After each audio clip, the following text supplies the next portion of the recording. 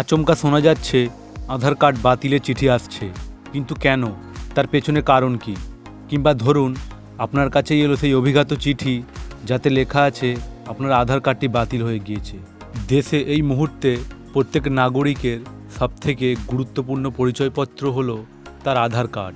বর্তমান যুগে আসলে এই আধার কার্ড ছাড়া মানুষের জীবন কার্যত অচল। ছোট থেকে বড় যে কোনো কাজেই আধার কার্ড থাকা বাধ্যতামূলক।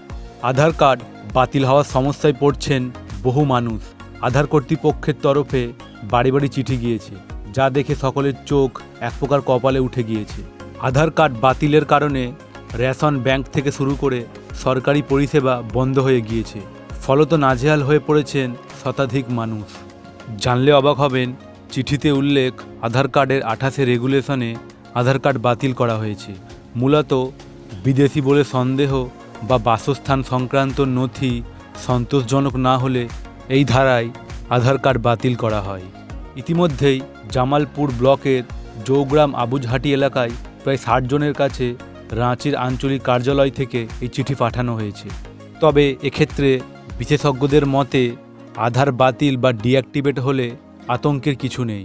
আপনাকে কার্ডটি চালু করতে হলে সবার আগে টোল ফ্রি নম্বরে ফোন করতে বলছে UIDAI। আধার সংক্রান্ত যাবতীয় সমস্যা সমাধানের ওই টোল ফ্রি নাম্বারটি হলো 1947।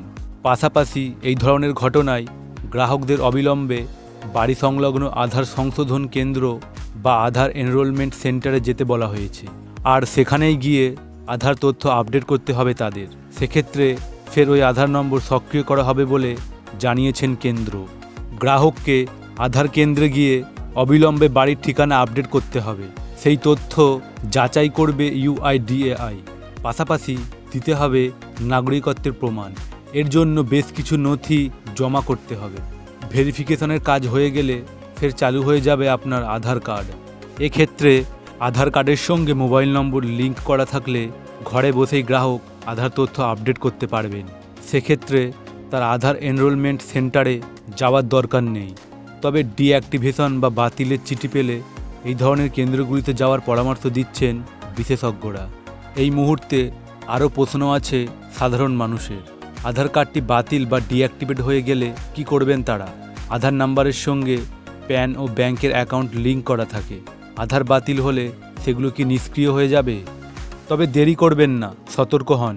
কারণ দীর্ঘদিন আধার নাম্বার বাতিল হিসাবে ফেলে রাখলে প্যান ও ব্যাংক অ্যাকাউন্ট বন্ধ হওয়ার সম্ভাবনা থাকে। শুধু তাই নয়, post office, stock, mutual fund, এমনকি UPI লেনদেনের ওপরেও তার প্রভাব পড়তে পারে বলে জানিয়েছেন বিশেষজ্ঞরা।